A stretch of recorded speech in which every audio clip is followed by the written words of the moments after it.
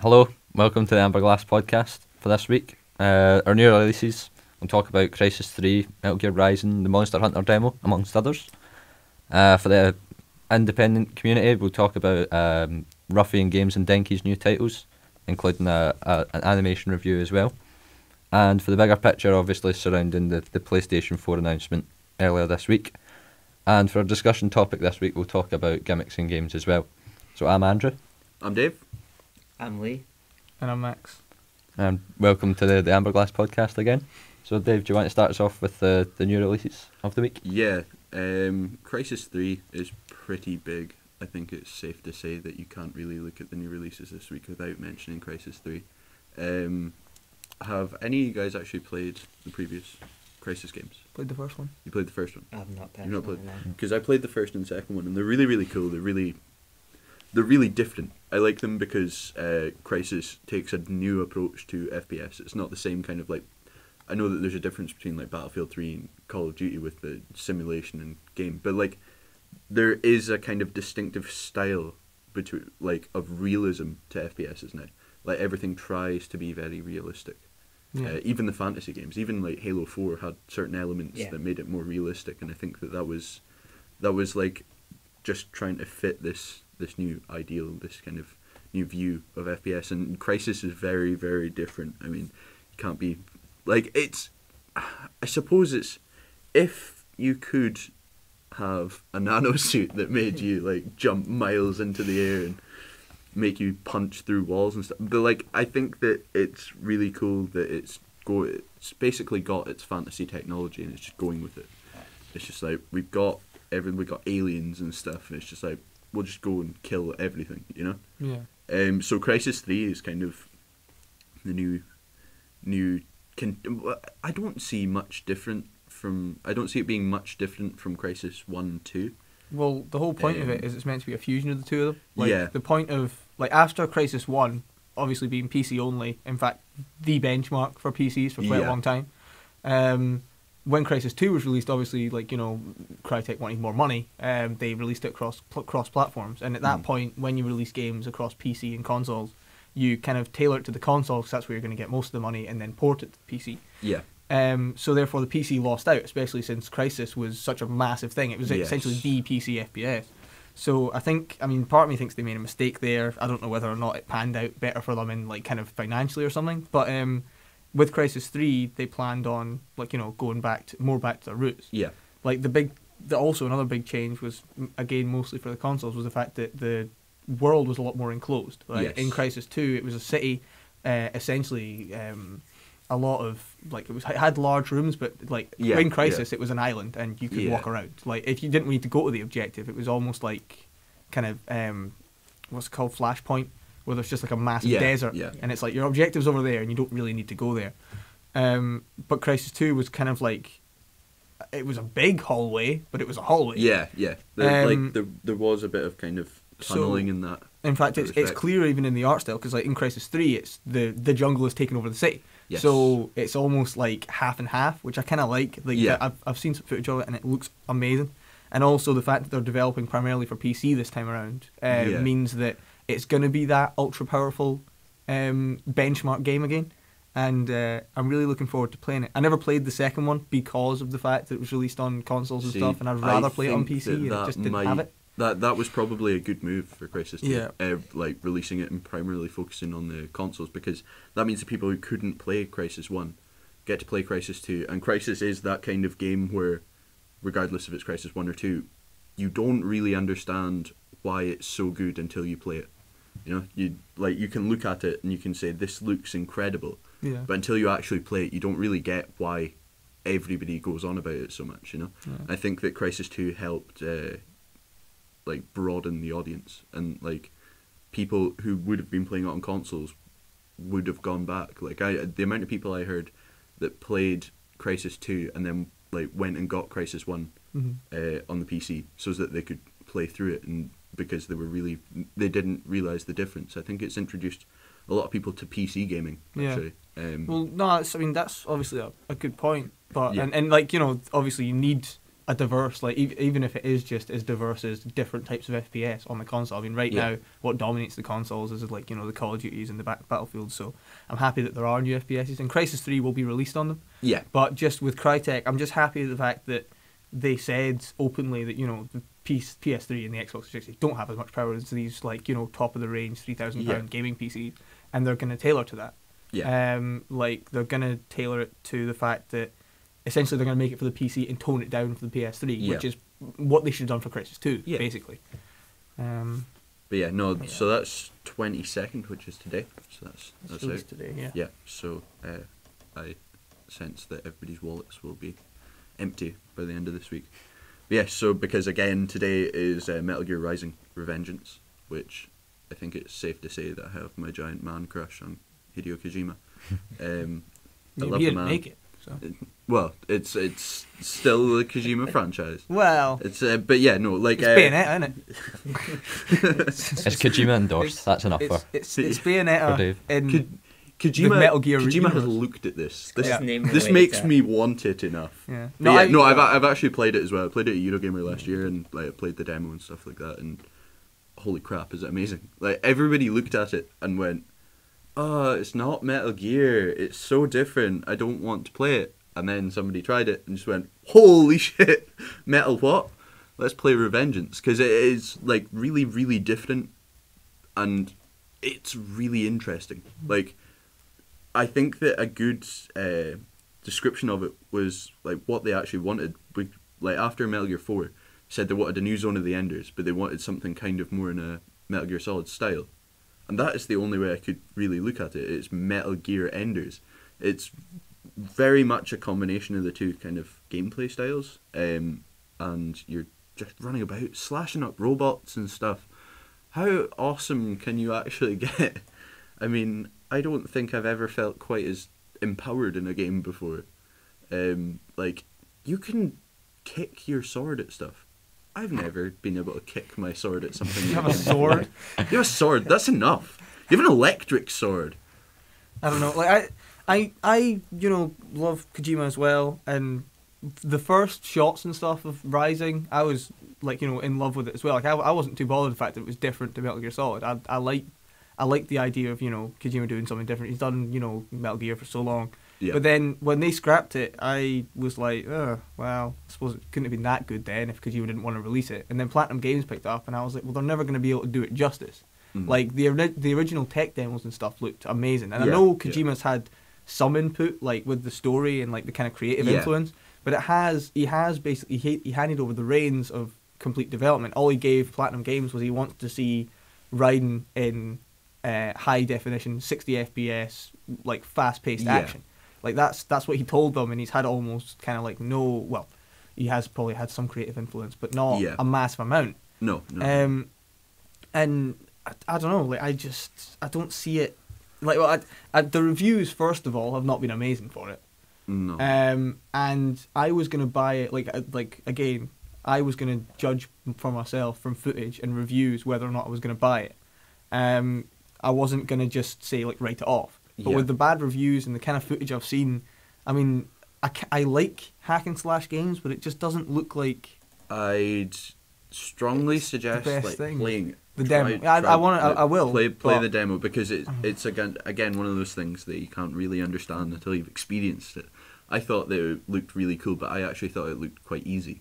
Like looking at the demos and stuff, I thought, there's a load of features, but you can just use whatever you want to kill everyone, and it is so difficult and so precise that it's good in the sense that it's really difficult, but it's also frustrating, which I like in games. I like it when games frustrate me. I like it when I don't know why I'm failing at something straight away and have to work it out. But like, it's that kind of Metal Gear difficulty setting, you know. They've got that right. They've captured that right. Plus, another thing is, nobody liked Raiden until I still don't until like he became a cyborg ninja. I didn't like him in that either. I didn't like him in 4 either. I looked at him and he was just he was still a whine. He's just whining. He was in the helicopter. He'd been stabbed and he's bleeding, and I'm like, sack up. Like, Snake could have taken that. But yeah, no, like I think that it's a cool look at Raiden, who was a character who nobody really liked. So it's made me like him as a character. I know. I mean, Raiden did his job. I mean, the reason Raiden's around is purely because of the fact that, like, you know, when like Metal Gear Solid 2 was announced for the PlayStation 2, Kojima was scared that, like, you know, introducing new players who'd just bought a PlayStation 2 because it was such a massive console to Snake, who's such an old character, they would feel isolated. So that's why at the start of Metal Gear Solid 2, have you played previous Metal Gear Solids? If you hit yes, you get to play the Snake mission. If you hit no, you jump straight into Raiden. Yeah. And basically, veteran players were like, I hate Raiden. People who hadn't played it before were like, Raiden's alright. But then as soon as you see Snake, you're like, oh my god, he's so much better than Raiden. He's so cool. Yeah. Like, and I don't know, it's... Yeah, I mean... He serves his purpose well, and I think that this Revengeance game is the same thing. They're changing the mechanics. Yes. New people who played Bayonetta, people who love hack and slash games are going to jump into this and be like, oh man, this Metal Gear Solid franchise is kind of cool. This character Raiden's kind of cool. Definitely. They might play Metal Gear Solid 4 if they've got PlayStation 3. They might even buy HD Collection and play the previous ones. And yes, the game mechanics are going to be different, but I think that if they enjoy the universe, I mean, I don't really play games for the story that intensively, but if people play games for the story and they love the kind of Metal Gear story, they will go back, they will play them, and they might even enjoy the kind of sneaking aspect of it, and then Ground Zeroes will come out and blow everyone to hell because it's the coolest looking game of all time. It does look amazing. Yeah. That's 22nd? Yeah, that's today as well. Yeah. So Dynasty Warriors 7 Empires is out today as well, which I don't have much to say on that, but Lee, you're I'm a big Dynasty Warriors fan, yeah. Unfortunately, I don't own a PS3, so I won't be able to get Empires because it's a PS3 exclusive. But Dynasty Warriors 7 let me down, sort of. Yeah. It wasn't the best of the games, although they are all sort of similar. They did change quite a lot in it. Yeah. And I didn't enjoy it as much as I enjoyed previous games. 6 or 7 where you got the alternate weapon? You could change the weapon. 7, yeah. Because I thought that was a cool feature. Because I have played a little bit of 7, but I thought it was a cool feature until I actually did it, and I didn't think that worked very well. The problem with 7 that I had was that the mission, like the main story mode, previous games it was personal for each character. Yeah. You played each character's story, although near the end of the game they all became kind of similar. Yeah. But with 7, you played the nation's story. You didn't play the character's story. That's I don't and know. It just felt less personal. You're meant to be this amazing warrior that's killing hundreds of millions and thousands of people. Well, you don't actually kill them in Dynasty Warriors. You just kind of get up and walk off. No, you kill them. Oh no, you kill them. There's a big blood splatter and they fall to the ground and and disappear. Just keep coming. Because as all gamers know, when somebody dies, they actually just disappear. Yeah. There's no corpse. Corpses don't exist. They just break out from reality. Maybe it's just a Japanese one, but I'm pretty sure there's like things in Dynasty Warriors where you don't actually kill people. You can set it up like that. There's sometimes where like you kill a certain number of people and then they'll retreat. The generals, like you kill the generals, they run off because the generals kind of have got to be in the next game. You can't kill them. Like you kill. Well, you say in the next game. The next game's set back where the previous game started. In the next level, you can't like. In each mission, you kill the main guy, the king of the nation. If you kill him in the very first mission, there's no story after that. It's okay, so who's the king now? Okay, that makes sense. But always Empires doesn't bring that much new to the table. Yeah. It's every year they bring out Empires and Extreme Legends. Yeah. And they add something new into the game. But what Empires have always brought out is you make your own empire. Yeah. But they had that in 7 anyway. Yeah. They had a mode in 7 where you travelled across the land, taking over different areas. Yeah. I just can't see what it's going to add new to it. Yes. They're just bringing it out just for the sake, because we've done it every single time. I think it's more of a tradition than an actual adding features now.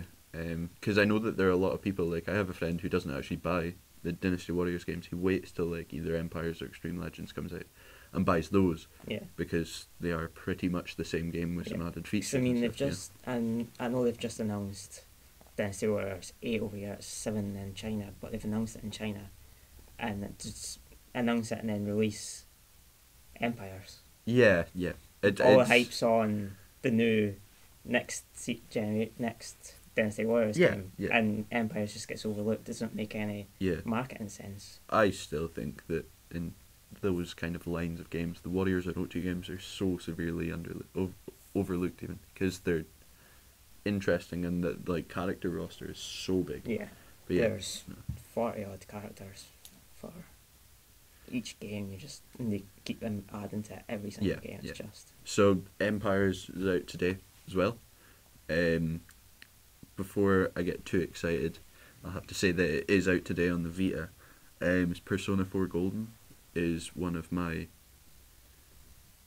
favourite kind of RPG franchises. It's hard to define it, and that's what makes it so great. You can like name something that you've done in a game and you'll pretty much be able to do it in Persona 4. And the Golden game it's basically updated for the Vita, so it's all HD. You've not got these kind of blocky cel-shaded graphics anymore. It's really, really interesting look. It looks really clean, and you've got like a new character and there's new dialogue and stuff. The actual game itself, not much has changed as far as I'm aware, because I don't actually own a Vita, but I'm seriously considering buying one just for Persona 4 Golden. So it's an HD remake of the previous Persona game? It's very hard to talk about it. If anybody listening has played Persona 4, they'll understand what I'm meaning when I'm trying to describe it, because it's like a JRPG or it's like an anime based art style and kind of storyline as well, but it's everything. Like there's combat, you like have fighting. It's like a turn-based combat system. So it's turn-based. A bit like it like the Final Fantasy combat, where it's like kind of similar, but kind of the not. Charging up bar. There are some differences. But like again, very hard to describe that. But that's not even the main focus, because you've got combat and you fight with these personas, which are kind of like spirits that are attached to your specific character. You work like any other RPG to like level up, boost your stats, and be stronger, and then you can complete it. But you also build parties. The way that you build parties is that you build relationships with people. So there's kind of this dating sim aspect in that you've got to go and like befriend people, and you've got to go and do quests and help people out. But the game actually changes whether or not you befriend different kinds of people, and different people have different personas and stuff, and there's just so many different things. Then that's why they've added a new character, somebody else you can add to your party, basically. Persona 4 the original was released on PlayStation 2. Right, so it's 2 games. I believe that was like 10 years ago or something. Yeah, so they're re-releasing it HD version on the Vita. Yeah. Do you know anything about how they're going to use like the kind of Vita technology, or are they just literally using it as a platform? I think it could just, like, as far as I've seen, it seems to just be a platform. But I don't think that there's any problem with that either. Yeah, no, there's been no problem. I was just wondering if they would like update Persona the kind of 4 is so broad that there are ways in which they could use the Vita, which... Like, again, I think I may actually go out of my way to get a Vita just for this game, which should show how amazing Persona 4 actually is. Yeah. You can get, like, the top of the range one for the same price as the low level one, which just makes no sense. Yeah, I'm gonna get myself a Vita. But, like, Persona 4 Golden is, like, it's been accepted, which is the first thing, because the Persona kind of community are very, very biased towards the old games, and they're like, you can't create anything new.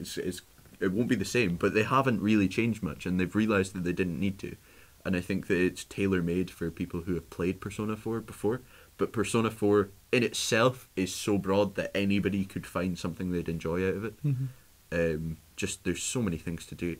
I mean, there's like a mini game where you can like upgrade your dexterity by playing basketball in a high school. Like the whole game is like a high school drama as well. Like you have to make friends in school, and just there's one like quest, and it's called the quest to get a girlfriend, and that is actually it. Like you're playing this mental RPG fighting game where they're finding people who are being killed, and like you move to a town and you're finding people murdered, and out of nowhere they're just like, oh, by the way, you can get a girlfriend if you want. Like, oh, what? Yeah, you're a lonely guy. You should go and get a girlfriend. It's just like, fucking yeah. There's so much. There's so many you just get Persona 4. Like if you don't get Golden, buy the old PlayStation 2 version, because you'll be able to find it in like secondhand stores and stuff, and you'll be able to find it anywhere on eBay. Yeah. So it's such a good game.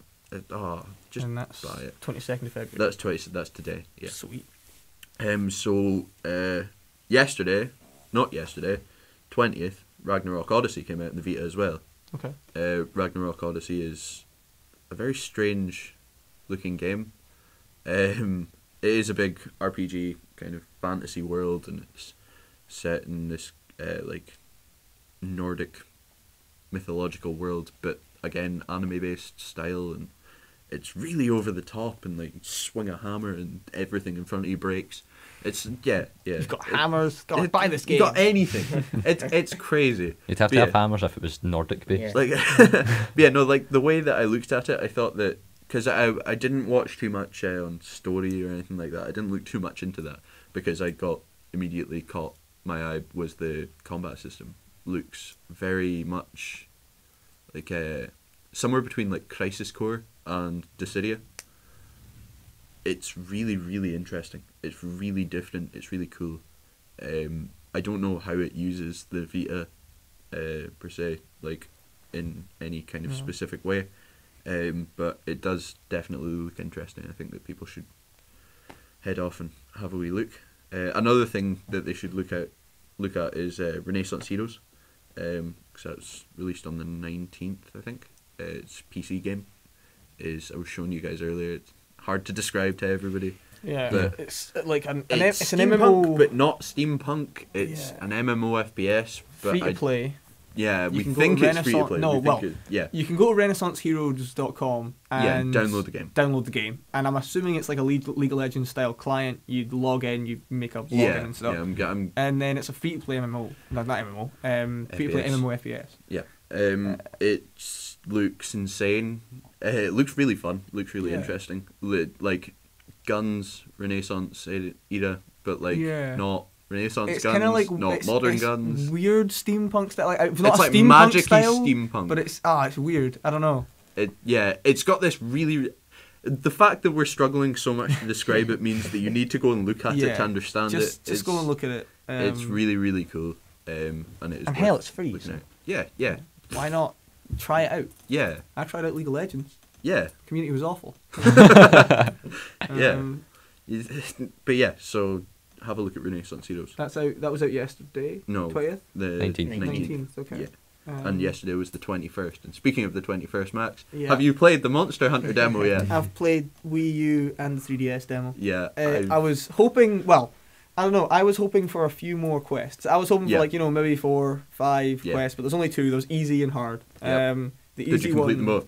I did the easy one, and then I went to do the hard one, but the hard one is the Plesioth, and the Plesioth is my least favourite creature to fight on the PSP, where there was no water combat.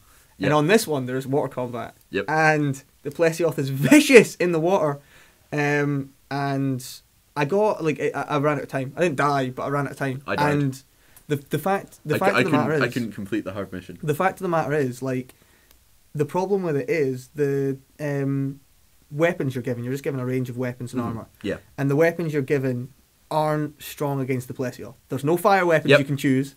So I was fighting it with an ice weapon, which is strong against. I was doing no damage. I was trying to destroy this thing, and it was vicious in the water, and I just couldn't handle it. I managed to get its fin down, so I knew it was weak. And it came up with 5 minutes left, and I was just like, who cares about potions? Just attack it! But I didn't manage to do it. I was endlessly playing it last night in the Wii U. Yeah, we don't usually cover demos. Well, we probably won't usually cover demos. Yeah. But me and Dave are massive fans of the Monster Hunter franchise. Yeah. And Lee played the demo. He didn't like it. I died on the easy mode. So, oh no! Yeah. You died on a bunny rabbit. Yeah, I died. Oh my god! It's a bunny rabbit that slides on its belly and and everything. throws snowballs at you. Yeah. I died. Yeah. I'd probably be on the same boat as Lee.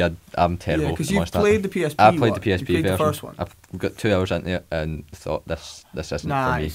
See, that's the thing. It's one of those games that you'll either love or It's a slow start, but after you get rolling, once you get into it, it's just 300, 400 hours on each of the ones I've played.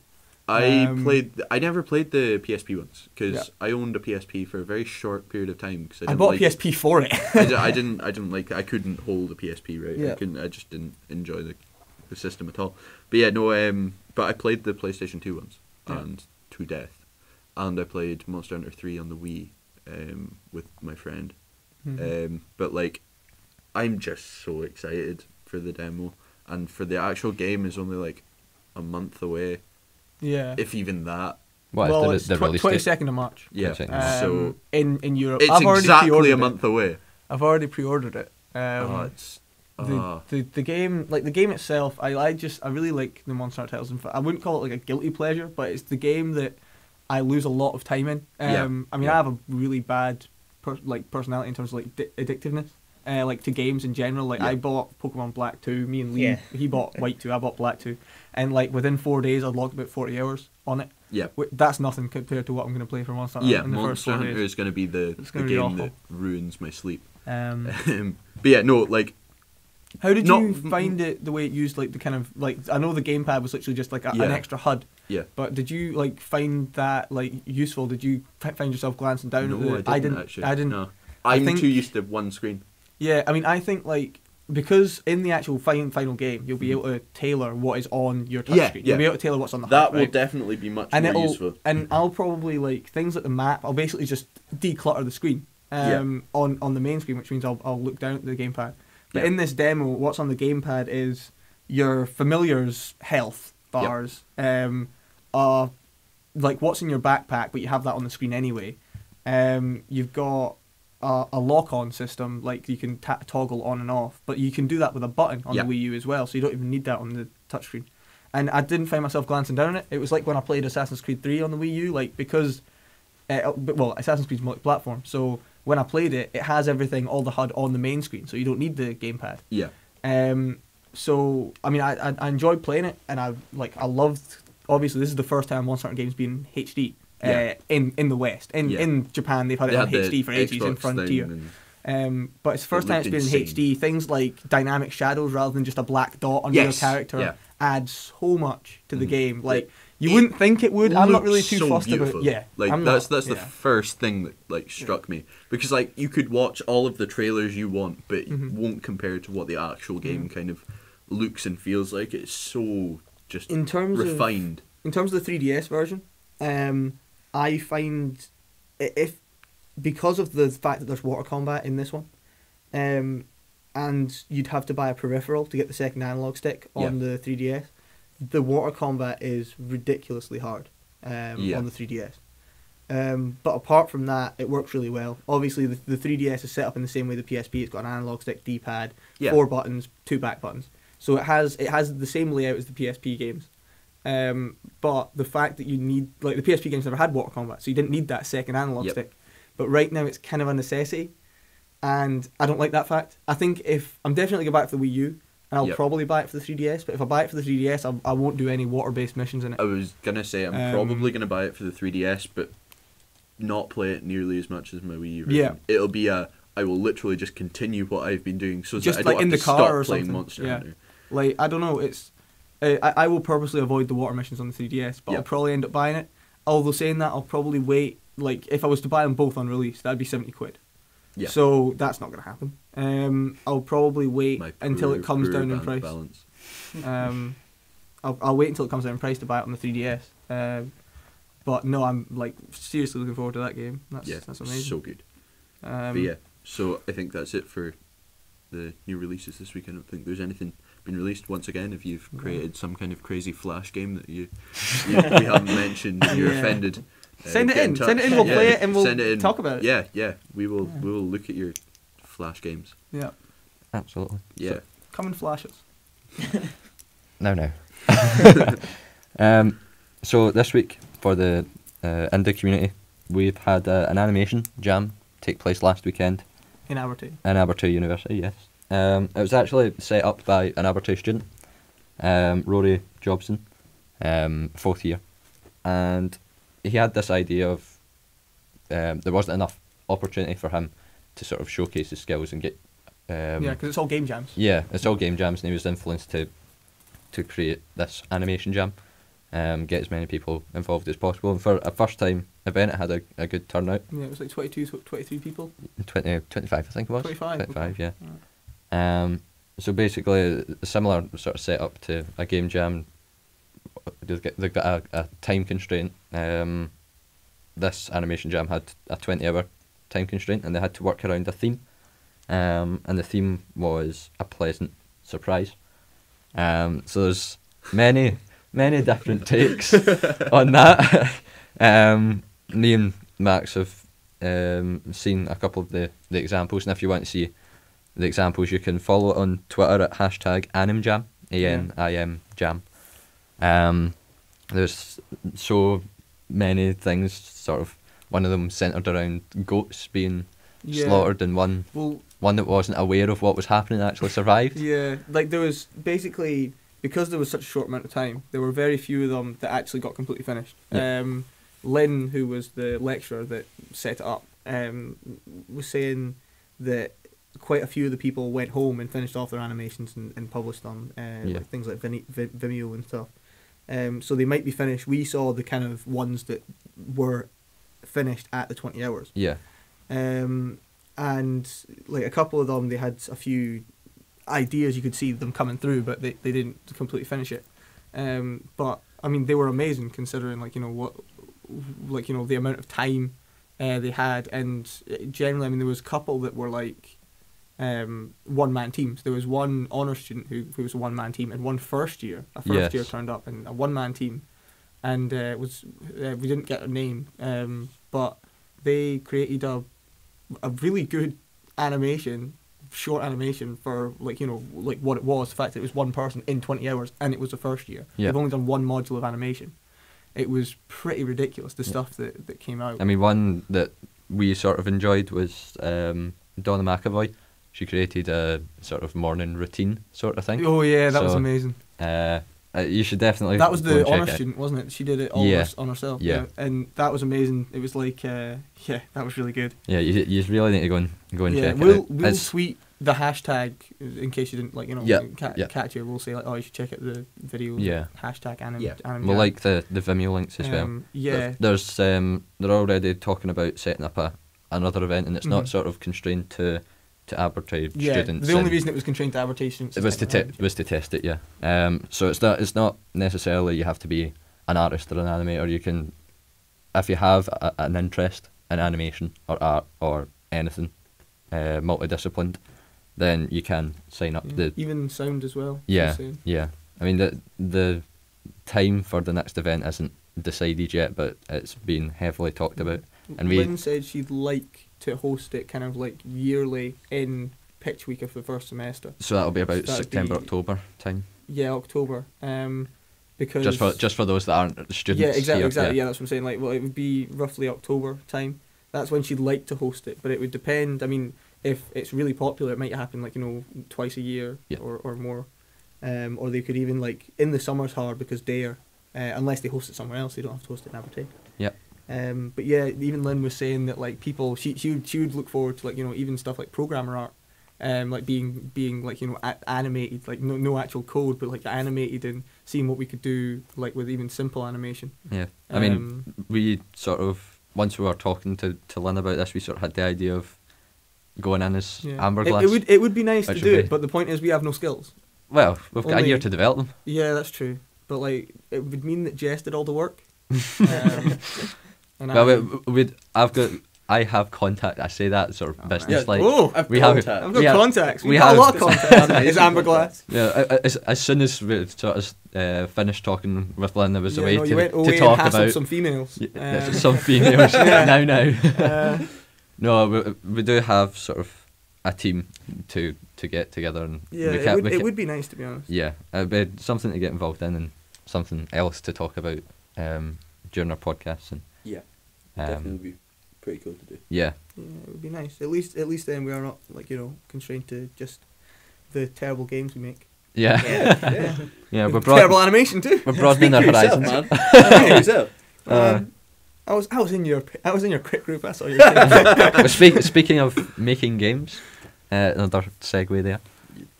Pretty well. Yeah, pretty well done. You ruined that. Saying it was a segue there. I just have to point out in case people don't understand. Don't understand how brilliant how you are. bad it is. So there's been 2 this week, as I mentioned earlier. Ruffian Games have started talking about a title. Yeah, the Crackdown people or something. Yeah. These are the Crackdown 2 developers. They released a blog this week, and basically they had to say they're not making Crackdown 3 as people would have expected them to. They're sort of changing their outlook on game development, and they're going towards indie development. And this is their first self-funded title called Tribal Towers.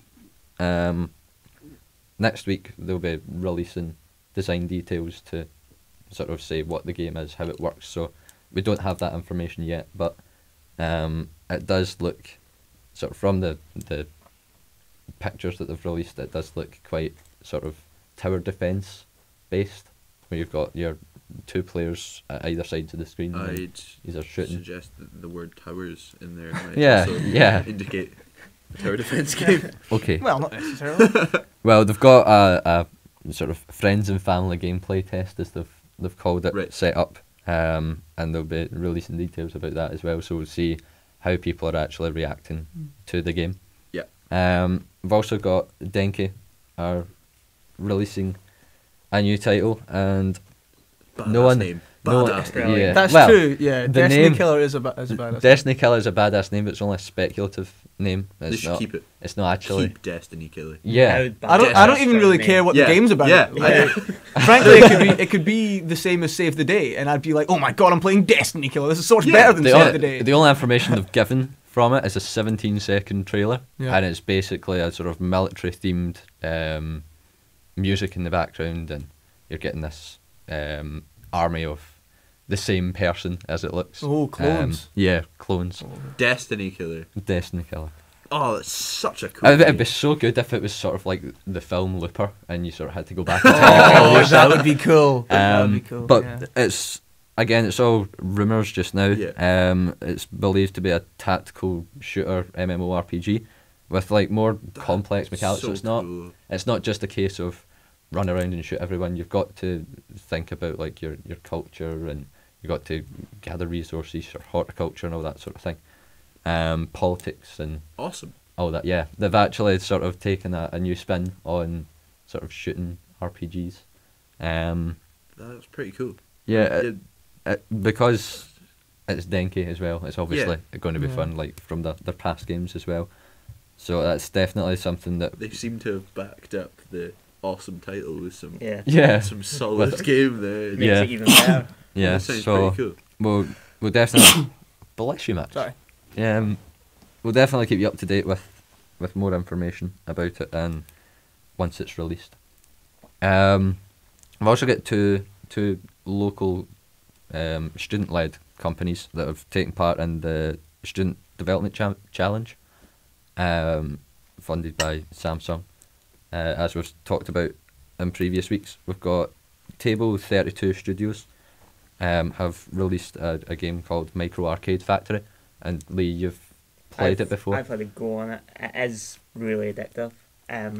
It's a WarioWare game where it's loads of mini games, loads of different actions, swiping the screen, pressing the screen to jump over holes and that. And it is. I played it a good 10 times just trying to beat my previous score, and it's just so addictive that you're sitting rubbing the screen furiously trying to complete this thing, and Is it difficult or? it's not difficult. It's Well, it'll be like I'm assuming there's like time constraints. yeah, on the, there's on time the, Right. constraints. The faster so very you much do like it, Mario. Where the more points you get.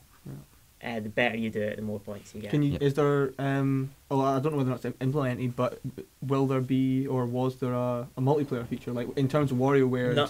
Like you could pass the latest one being released on the Wii remote around, and like after your turn, it would go to I them, and suppose then there it might would be be their a turn. comparison of scores. So yeah, Yeah. no, at the moment there was a leaderboard of Yeah. obviously that version of the game you played that'll probably be enough saved the for high me. scores. Yeah. Yeah, Like- that was enough for me as well. I know was that- And I mean, trying to is it like an scores. online leaderboard, I suppose, or think- is it just sort of exclusive I'm for not that app? entirely sure. The one I played, I think it was just exclusively Local. for that phone. Yeah. Right.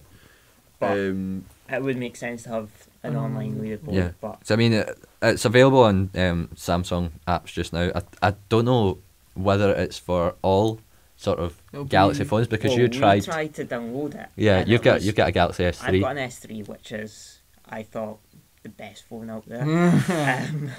But it's apparently just for the Note Yeah. 2 at the moment. Yeah. Well, that'll be well. They might scale it down, but you probably need the screen size. Maybe. Yeah. Yeah. Yeah. So there'll be a lot of with sort of the Note development 2, time. it's like a large phone. I think it's like a What- lot thicker than the S3 Yeah. and a bit longer as well. It's like the closest phone you can get to a tablet. Yep. And I think you might need the screen size, like because there's some games you play on like the iPad, and you're just like, how would this work on an iPhone?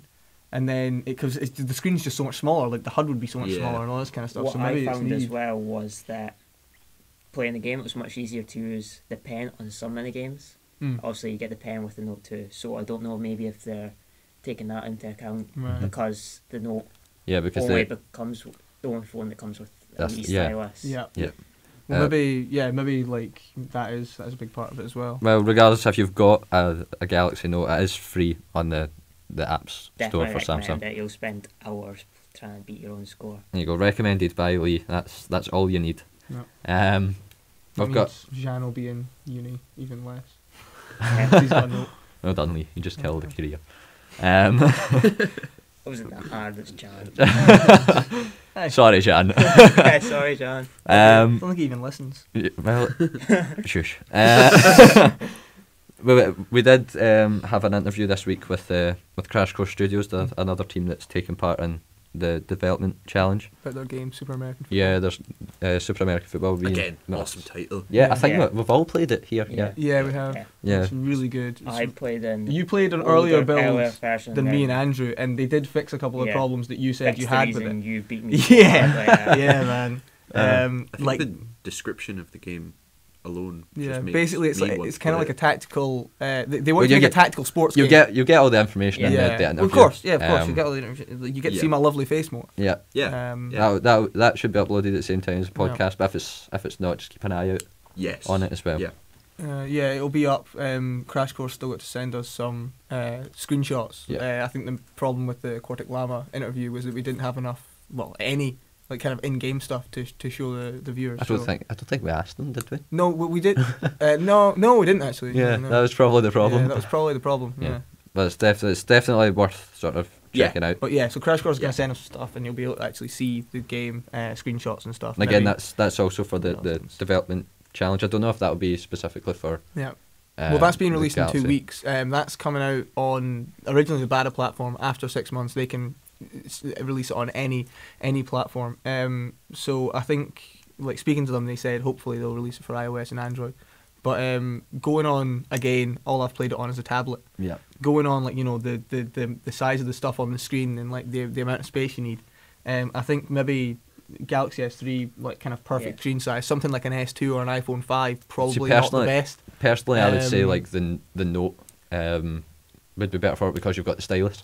I don't will know. no, you don't need this. I don't know. No. I didn't enjoy using the stylus playing the game. I just think it would be weird using your thumb Finger. for drawing like Well- what would essentially be a thin chalk line on Yeah. the screen. I think it Well, would be better as a it's- stylus. I But found when I was playing it, they had the Samsung challenge set up. Mhm. On the Note, Mhm. the sides were clipped. There was the screen region wasn't perfect on it. Mm. It was perfect on the tablet. So they probably designed it for the It tablet. I think they Mhm. did sign it for the tablets, and even the Note is the biggest phone screen you can get. It is still clips a bit, so it's still not perfect on the Note. But I they'll don't know if hopefully they've tailor improved that before they with release the it. versions you We play, never but played it on the Note. We do played it not, on the but- on the big Samsung tablet. I can't remember what it's called. yeah, Um, the what? tab. The tab. Is it Yeah, what's called? Galaxy tab. tab. Wow. Yeah. So we played that on the tab, and so we didn't get to play the newer build that we saw. Was only on the tab. But yeah, so check out the interview when it's up. Yeah. Absolutely. In terms of the wider industry, the bigger picture, we will talk about the PlayStation 4 announcements and stuff, but we weren't sure whether or not that would be a bit thin, so we're going to start by talking about what is apparently the worst game ever. It's not the worst game ever. Colonial Marines is okay. Yeah. It's Alien just that it was Colonies. developed ages ago using ideas from years ago. Well, I don't It's know. outdated. Oh, It was very poorly Yeah. sort of managed. like We'll as say like as- the It's development handed of off the game. to so many people. well, no, Exactly, yeah. that's the Like, problem I have with it. Gearbox claimed that they did a load of stuff when it was first released, and then it bombed, and they were like, "We didn't do anything. Yeah, it's not our fault." I didn't as I don't know how this. I don't know if this is a good idea or not, but I personally don't like Gearbox as a developer. They do a lot of stuff that I find terrible. Like not as in like the games they release. Well, technically, I don't like the games they release either, but that's not the point. This is worse than when Andrew went off on Steam. I don't like just the stuff they do. Like, I mean, I thought Borderlands. The only good thing about it was the art style. Well, I'll combat this to save the podcast from any lawsuits. I think the Borderlands is an incredible game series. Borderlands was amazing. I thought the gameplay was alright and the story was alright, but like the art style was just amazing. I fell in love with it. It's maybe one of my favorite art styles. Like a really kind of pseudo realism, almost comic book I'd say that the gameplay art style. And then pretty fantastic as well. I found out that they stole the art style and didn't pay the guy who gave them the art style. Which is the worst thing I could ever think of. Like, that is awful. Yeah, that's pretty bad. Things about Colonial Marines. They got a contract. They signed the contract. They said they would do this to 21st century to 20th Century Fox or whatever. I think it's Fox, yeah. And then they like not even halfway through development decided, no, we want to make Borderlands 2, which is our game. So they took that money, put it into Borderlands 2. They released their Borderlands 2 game, made tons of money. Right, they outsourced like almost everything to do with Colonial Marines. None of the companies who they outsourced stuff to knew what was happening. They didn't know other companies were working on stuff. They just thought Gearbox were doing the rest of it. Like, they outsourced the sound, and the sound people thought that Gearbox were doing the rest of it. And then they get all this stuff back. Gearbox assembled it like a build your own house, and then they released it, and then it bombed. Right, and the fact is that like Fox was probably lost a ton of cash. And Gearbox are sitting pretty because they use Fox's money to build their own game as an independent developer. And like, how is that ethical on any level? I mean, I don't want to sort of bash Gearbox on the same level. I know. That's probably the worst thing I can do. I just don't. Oh. But it just, what were they thinking? Like, they have the license for Alien, which obviously is a big franchise. It's got a huge fan base, and then they do this. Like, it's just like ruined. It's better than AVP. That's true. That's true. Can't argue with that one. But like, I don't know. I think that an Alien game, I'm gonna go out on a limb here. I think that an Alien game is doomed to fail anyway. I don't think it is. I think they can be done well. I think that the only way you could do it well is in an Amnesia-like setting, where you have to run away. What? So essentially, again. Oh no, yeah, no, I understand that. I don't really like the sequels to Alien. I like the first one because you didn't know what it was. Yeah. It was gonna kill everyone. If you designed around that, designed around that feeling of isolation, that feeling of helplessness and escape, you have an amazing game. Yeah. You have something that people would get attached to. You have what should be the horror genre of games just now. Well, yeah, no, that's the thing. The horror genre has fallen apart. Like, the horror genre is an action genre. And that's the thing, is Alien started out as a horror film. It was a sci-fi horror film. And now they've just made a sci-fi action game. There's nothing scary in Colonial Marines. I don't know, but the thing is, if, like, I don't know, I mean, about it, like... Make Dead Space Colonial Marines. Just do that. Well, Dead Space become an action game as well, isn't it? Yeah, Dead Space 1 with alien xenomorphs in it. But, Neil would back you up here. Neil was obviously a big fan of Dead Space no, 1? Neil didn't like Dead Space 1. Maybe not. Dead Space 1. Yeah. No, but like, that's because Neil apparently likes action games and not horror games. But I don't know. I think given the right setting, like maybe that, or maybe they could make an action Alien game good. They could only make it as a horror game. For me, we don't know if they can make it well anymore because Gearbox screwed it up. But do you think, like, with Colonial Marine falling short, do you think Fox will give the license to someone else to try again? I have no idea. I think that maybe Gearbox has broken it forever. Unless they give it to Dave. Unless they give it to me, who obviously has all the knowledge that needs to be done. Well, let's produce it. Give it to some of your students to make it in Flash. I could make a 2D side-scrolling Aliens game.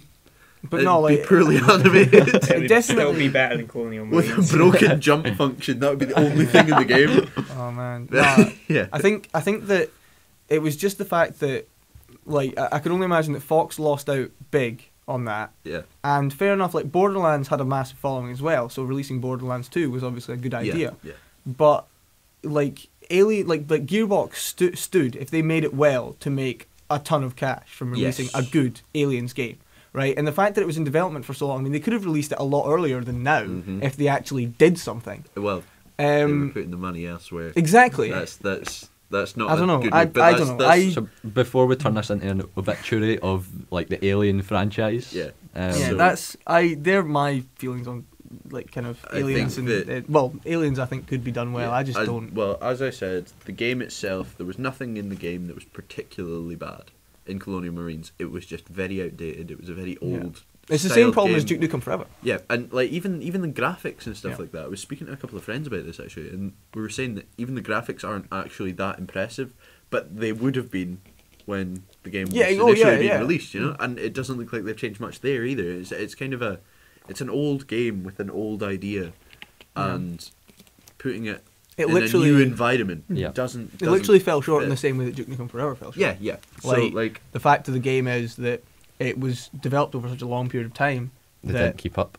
Well, they tried to. The main problem with Duke Nukem was the fact that they tried to. Like, I've already told Andrew this, but like Zero Punctuation, who's like a game reviewer, he gave a really good analogy, which basically what the Duke Nukem Forever team tried to do was build a house next to a boat which was sailing down a river.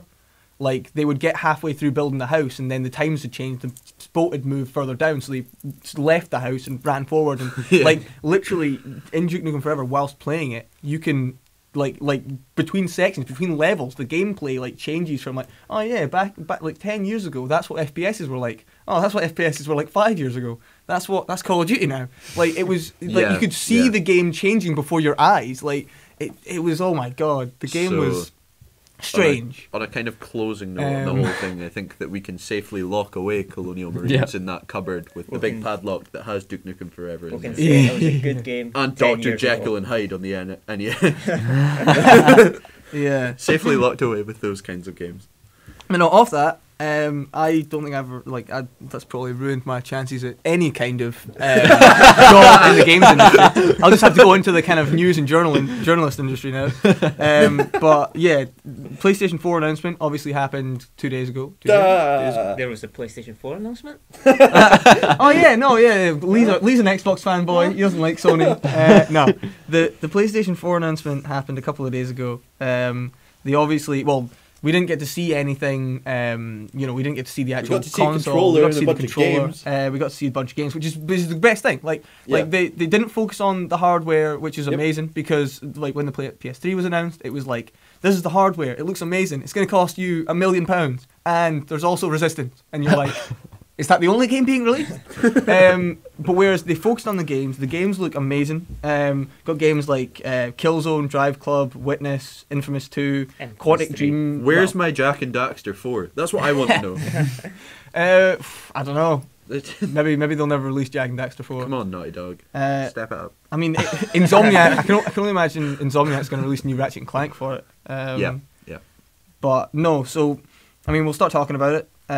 We'll begin with Killzone. It's at the top of the bit of paper. First game announced. But yeah, so Killzone. It's not called Killzone 4. Yeah, it's called Killzone Shadow 4. Yeah, something like that. It's so cool. Yeah, happened 2 days ago. We can't remember. Sounds like Killzone James Bond. It's just so awesome. Just waiting for them to make the A in Shadowfall to 4. There was a lot of. That'd be cool. Oh yeah, that would be cool. I mean, there was a lot of guns. Creative and director explosions. sitting across the table here. There was a lot of guns and explosions and helicopters and stuff in that. And it's bright. It's so colourful. Yeah, Killzone has never been colourful. It was really bloomy and it looks really different. It does look good. I'll be honest. It looks in like the same way that like you had Resistance again. Going back to that, Resistance 1 was really gritty and kind of realistic, and then they brought out Resistance 2, and everything was outside coloured and stuff. It was weird. Oh, it was so big. But no, the Killzone, I've never really been a massive fan of the Killzone series. Yeah. I've enjoyed playing the games, but like in terms of, did you play the first one? No, I never played the first one. Nobody played the first one except for me. I'm like the only person I know who's played the first Killzone. Yeah, I mean, it's awesome. The games, like I'm not a massive FPS fan anyway. Yeah. But the Killzone games, like, they are good. I enjoy them. The new one looks, I mean, it looks first of all amazing because of like the PlayStation 4's graphics and all this kind of stuff. But The guns and stuff all look amazing. The fact that it's like a kind of more outside, I think, to be honest, I think a lot of people are shifting towards that, looking at stuff like Bioshock Infinite. They flipped it on its head with like everything's outside and bloomy and amazing. And as you said, like the resistance change. I don't think, I think that, maybe the times are becoming that because things like Call of Duty, because it's set in, Call of Duty and Battlefield, because they're set in like kind of desert climates and stuff, it's all really bright. It's what the FPS players are used to. I think it's to do with the technology as well. We've got the exactly. To render massive environments and also these amazing lighting engines and all this kind of stuff. I was going to say, in terms of like lighting and stuff like that, going with an Xbox fanboy, I think that Gears of War 3 is like one of those games that kind of brought it out, because Gears of War was really gritty, and then Gears of War 3 was so bright, went out inside that boat. But that was kind of they showed that you could still have this kind of gritty realism with colour. You could really experiment with lighting and get much nicer looking product. Killzone looks good. Killzone looks amazing. I mean, I don't think the gameplay will change a massive amount. I don't think it needs to. It doesn't need to. No, but it won't change a massive amount. They'll probably have new guns. They'll have like a kind of updated Killzone game, but it's not going to be drastically different. In terms of how different it is, there's probably going to be some like subtle differences in like gun specs. I just think like they'll obviously have to change certain things to adapt to the larger environment, because a lot of the Killzone weapons were very much close range weapons. I think like the main thing is that they need to remember is that like it's not like an uber realistic game. I don't want them to go the kind of Medal of Honor route and have these super realistic kind of. I want it to stay Killzone. Killzone is. And I also don't want it to do. I don't want it to be again like Medal of Honor, where it's like overly cinematic. Yeah, it just doesn't work in that kind of like. I don't really like. I mean, Resistance FPSs. It worked. Resistance, the cinematics really worked. But like but like overly cinematic is what I'm saying. Increase so things big, like it's just like Call of Duty, Battlefield, and Medal of Honor. Like if you look at Crysis as an FPS. You essentially need to do stuff, whereas Call of Duty you need to wait around and then release an airstrike. Like the stuff's done for you in Call of Duty, and like Medal of Honor, all those kind of things. And it's not. It shouldn't be like that. I hope Killzone keeps it like as an actual FPS where your teammates are useless and you need to kill everyone. That's what FPSs should be. In terms of like another announced game, Drive Club. Best name ever. I love that name. Well, they patented it 9 years ago, so you can have it. But no. How nice looking are those seats? Who's the team that made Drive Club again? I can't remember. Because I remember they came out and they're like, from the creators of this game, and I was like, oh man, it's going to be the next one of that series, and then they released Drive Club, and I was like, what? I can't remember what it was. Oh my god, that's awful. I didn't get excited about like when I heard it. I was just like, oh okay, Drive Club. Oh my god, what the hell, Drive Club? I really like driving games. I quite like racing games, and I love first person racing games where you're sitting inside the the cockpit of the car, and you can see the steering wheel. I'm not gonna play that. But my problem with driving games is I don't like track driving games. Right, which is what Drive Club is. Like, I like Need for Speed street racing games, and I like dirt rally games, right? Because rally games are hilarious, especially when you're in the cab. Because mud just skips up on the front of the screen. You're like, oh my god, I can't see. The wind wipers come on, and you're like, that didn't change anything. Like, you're freaking out. It's amazing. I love like rally games. They're amazing. Like dirt, especially, is just the pinnacle of rally. Track games can also be a bit like that. But like, I don't know, track games. Don't like do it like I don't like street racing again is fun. It's for the opposite reason. Like there's still that like oh my god, what am I doing? Because street racing there's other cars on the road. And like especially things like Burnout and Need for Speed, you can just smash your cars off the road. And obviously you can do that in tracks as well, but it doesn't seem right. It's a different type of game. Well, I think it very much depends on things like Forza, the amount of control you have though. Like, because you can still have that. There are other cars here because you're racing with people, and like the people you're racing with, I think that there's also an element of. I mean, somebody next to me, I'm gonna fucking. It would be a lot of fun online, and the features they're implementing, things like you can challenge your friends. Like even if you're out at work or something and you did something amazing last night, you can get on your phone, challenge your friends to a match, and then your friend will do it and see if you can beat your time trial or whatever. Yeah. Like the fact that the whole point of the PlayStation 4 is social linkage and like social networking, a bit like the Wii U's Miiverse, except bigger and better. Essentially Miiverse crossed with Smart Glass, the Xbox Smart Glass. And Drive Club looks like it's going to utilise that. I mean, I'll definitely give it a look. And to be honest, I don't think I would ever play it without a steering wheel. Like there are driving games, like even things like Dirt, I play with a controller even though I'm in the cab. But that game looks like you'd need a steering wheel. It looks like it's built for that kind of stuff. I can't really play driving games without a steering wheel. I think we've skipped over an important fact with Drive Club is the amount of detail they spent on Oh the yeah, car. no, I was about to go on to that, yeah. And the chair. The chair. Oh, my yeah, God. that chair.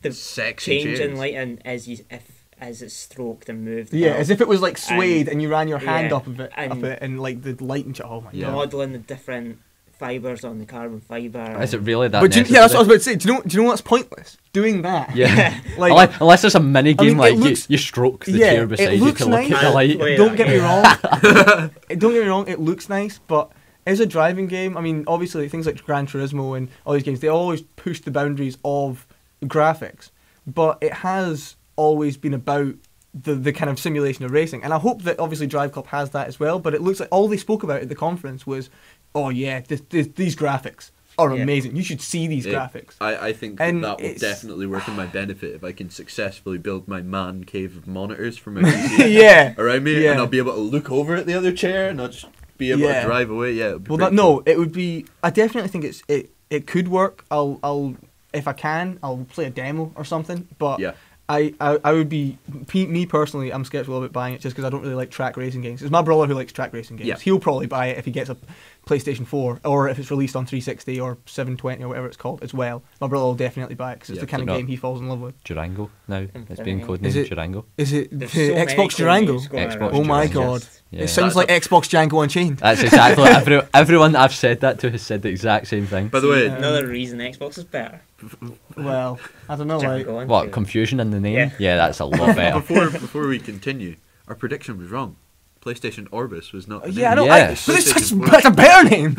It's so much better. Orbis would be Orbis so cool. just sound, but the problem is like I didn't it think rolls off the tongue. I as don't well. think they Orbis. should have had a number at the end of this one because I think at the end of this generation in 6 years, we will have the technology to stream content like on live straight to your PS3 and stuff.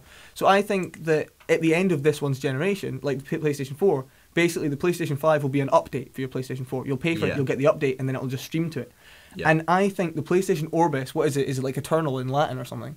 It's Circle. Circle. That would be epic. Like because it would never be left behind because it would be constantly updated. The Yeah. servers would be Yeah. updated, and that's why I thought the Xbox Infinity was a nice name as well because again it would just go on forever Yeah. from that point. But to be fair, they're gonna have to And- make new consoles. They have to make Yeah. money. No, but that's what I'm saying. You would pay for the update. Like you would pay for the ability to You'd have play to the have some PlayStation 5 seriously consoles. powerful hardware And then to do that. You'd also that's what I'm saying. Like, but it'll be 6 years from now, like or 7 or even longer. Well, it doesn't matter. Sony but have then a 10-year 6 life years- cycle Yeah, with their product. yeah, but so, like- well, they had a 10-year life cycle with the PlayStation 3, but it's only been 6 or 7 years since that was released 7 or 8, because yeah, it's They've not 2006. said they're going to stop making the PlayStation Yeah, because, I mean, 3. look They'll at- do the That's true, same yeah, what that's they did true. with Look at the PlayStation. PlayStation. That was out for 7 or 8 years when the PS3 came out, and then it was Yeah, not I until suppose, last I year that they suppose. stopped the PS2. But yeah, no, but I think that if like say at the end of these 10 years, if you pay for the update and obviously you pay for the games in the same way that OnLive exists, like you Yeah. don't just go on OnLive and all these games are yours. Like you need to pay for the privilege. Yeah. I think that if they do that, They- it would. I think that that's where They gaming have. is headed. They have worked Um, with stuff like that. Yeah, they bought Gaikai, which is Yeah. just like OnLive. It's the same system, and that's why, in fact, the trial run essentially, I see it as a trial run of Gaikai is the fact that you can stream PlayStation 3 games to your PlayStation 4. Yeah. And obviously, right now we don't have the technology to stream PlayStation 4 Actually- games or the newest games, so they don't want to like eradicate hard discs. Uh-huh. But I think it's like a That's the way it's trial going. run. That's the way Essentially, it's like going, PlayStation at the end of this generation, PlayStation Digital 5 games, new distribution is the Xbox new games thing, will be so- streamed. It won't even be digital distribution. You won't be downloading it. It'll be streamed straight to you. Well, there was an article released yesterday, I think, and it was Sony basically coming out and saying we did mention that you can stream your PS3 games to your PS4 if you get one. Yeah. However, there's a problem with it. The PS4 is too powerful to stream PS3 games because of the new. It's too powerful to run because, the games. because they're using. I know that. I can't play It's Diablo too 2 on my computer. Because they're using a different Hardware processing. Yeah, chip. yeah, The, it'll the, be X, different. the Not x86 hard to- processing chip is too powerful, and PS3 games can't use that technology. Okay. They're working on it. They are working on it. So they lied. It might not be They didn't ready for the technically release. lie. Well, so technically, it means that there's definitely going to be no backwards compatibility on it. There's no backwards compatibility in terms of discs, Yeah. but in but terms of streaming, this whole streaming thing. they're would be good. working on the streaming streaming. could work. Yeah. I mean, the reason you've got to mention the reason they changed the x86 is because they went to the developers and asked them what they wanted. Yeah, and I mean it's more PC architecture. Yeah, exactly. Yeah, well, that's the thing. Like that. Well, we'll talk about that later. We'll get onto that later. With gimmicks and games. So, but the next game that came out, which I love, in fact, because Jonathan Blow came out and was like, "I've got a new game," and I was like, "Oh my god, Braid 2!" Jonathan Blow's new game, Witness, is like essentially you're on an island, and there's puzzles to do, and there's colours everywhere, Lots and of colours. it looks beautiful, and you're on an island. Yep. And all this, everything happens. It's a bit like, I don't know how similar it's going to be to Braid. To be honest, I hope I can play this one. Because Braid, I can't wrap my head around. You've seen me try and play Braid.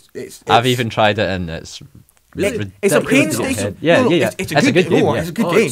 It's an amazing game. I followed it quite well. But I was playing it like the first two worlds are amazing because you can go along, you're jumping on stuff, you're rewinding time, you're grabbing things. I understood that. Beat the first boss, go on to the third world, right?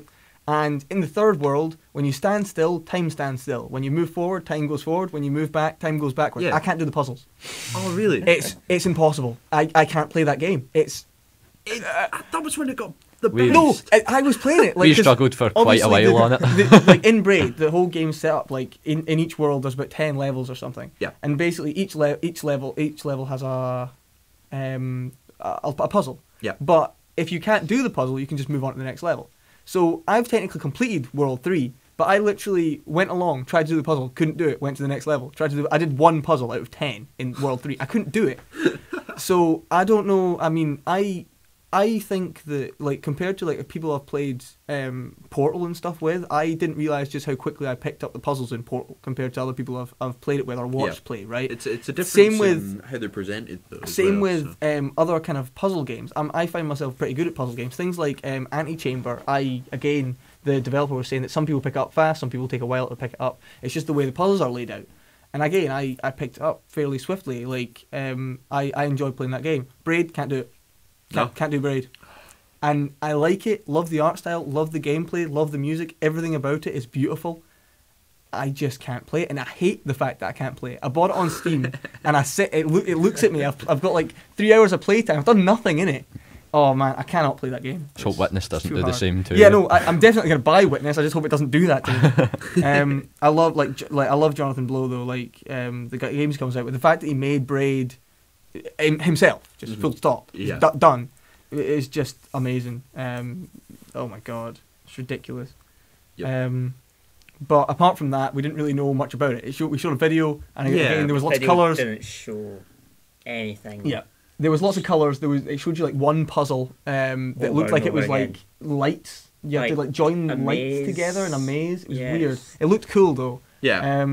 But no, I really like the look of that, and the fact that it just means that PlayStation is. I mean, you knew straight away they were going to be supporting the indie community, but at the start when they're like, we're really looking forward to supporting the indie community, and we've got a big man in the indie community coming out to talk to you today. It's Jonathan Blow. I thought he was going to say it's Genova Chen.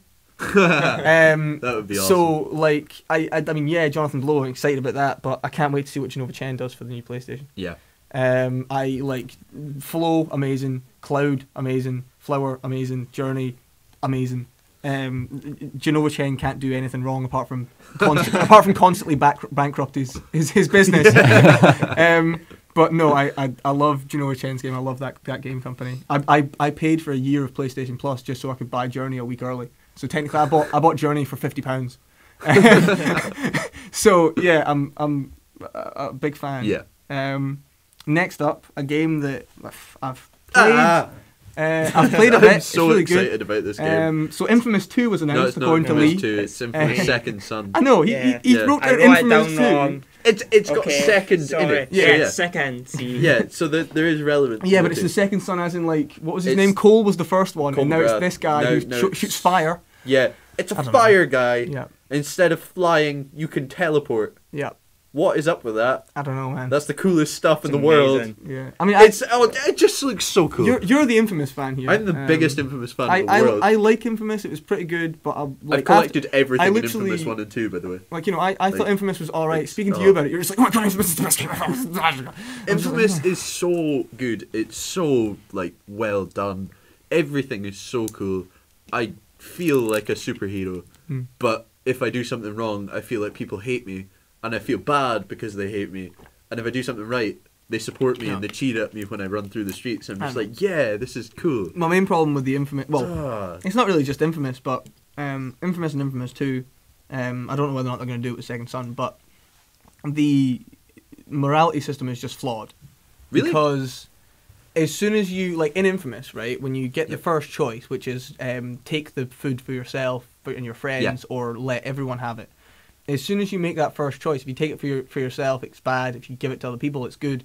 Then you are essentially locked into that morality. Because no, you are. Yeah. Because to get the essentially end game stuff, like if you're going to be essentially a middle of the road kind of guy, like you're an anti-hero essentially, then you don't get any powers, any extra powers. Like to get the boosts in power, you need to go down the good route or the bad route. You can't go down both. And you can't like do one half-assed because then you don't get the end game ability. You can do both, but it requires playing through the game twice. Yeah, I know, but that's not what I mean. That's not what I mean. Like, I get what you mean. If you stay middle, you stay kind of weak, right? Yeah. If this was real life and you were learning your powers, but you were an anti-hero, and essentially, like, you know, you were good and bad. Sometimes you did stuff for yourself. Sometimes you did stuff for other people. You would still gain power over your abilities as you learned them. That doesn't happen in Infamous. If you need to essentially choose at the start if you're going to be a good player or a bad player, and then you're locked into that sense because you need to get the end game weapon of either side. There's purpose in that though, because like this is something that I've spoken with people about before with the Infamous game. There's actually a fundamental purpose for not being able to get powers if you're kind of in the middle. Yeah. Is the theme of the game is that you can't do anything half-hearted.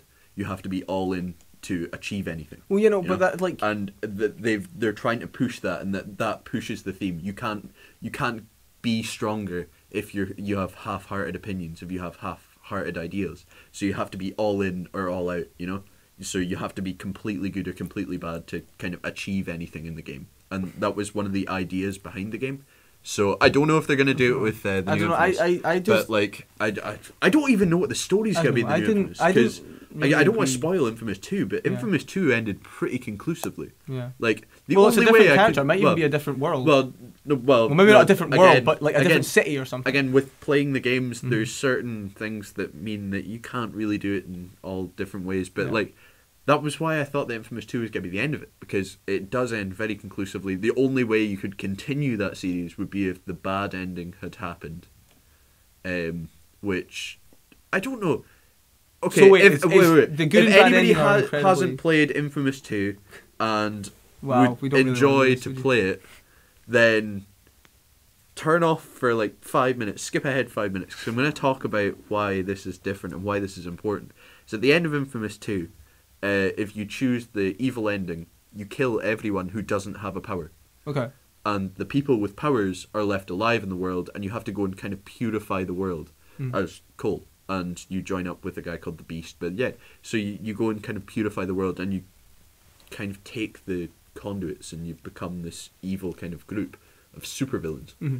That would work in the sense that looking at Infamous Second Son, is he's fighting authority, and at that point, authority would be Cole in the end, in the evil ending. But in the good ending, you kill all the conduits. Oh. And in the process, you save humanity. Mm-hmm. So if you pick the evil ending, you kill yourself. Yeah, you kill yourself at the end of God of War ending. So it's pretty conclusive. Right. But the only way you could get a sequel would be through the evil ending. You couldn't get a sequel any other way, unless they go down the whole kind of hero's route of it doesn't matter what you do, evolution will find a way kind of idea. But is that not part of the reason it's not Infamous 3? It's Infamous. If it's a Second prequel, Son. the thing is, it's Second Son. So what happened? No, but the way the they gain powers in the first one is it's a conduit gene. It's a genetic thing. But people with that gene are killed at the end of No, Infamous but 2, what I'm saying is so if they get their powers originally in Infamous 1, I don't know how well I'm following the story, but something happens, massive explosion. There's an event, yeah. There's an Cole's in the explosion. center. Yeah. This is called Second Son.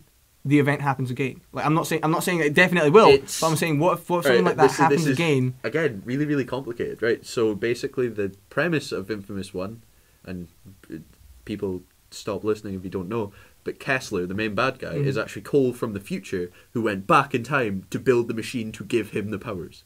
So yeah, that makes no sense, but that is the purpose of it. So without Cole going back in time to do it, there's only one of these things because only Cole knew how to make it. Well, maybe he goes back in time. So maybe if you have a game set in the timeline where Cole's going back in time, maybe they just want to make more money. That's definitely got to be it. Okay, but I'm interested to see how they're going to set it up. We need to wait on. Right. So we don't know how long that's been, but if you've skipped forward, we're back. Quartic Dream. See, you've written like an idiot. Right. Quantic Dream. I've got notes.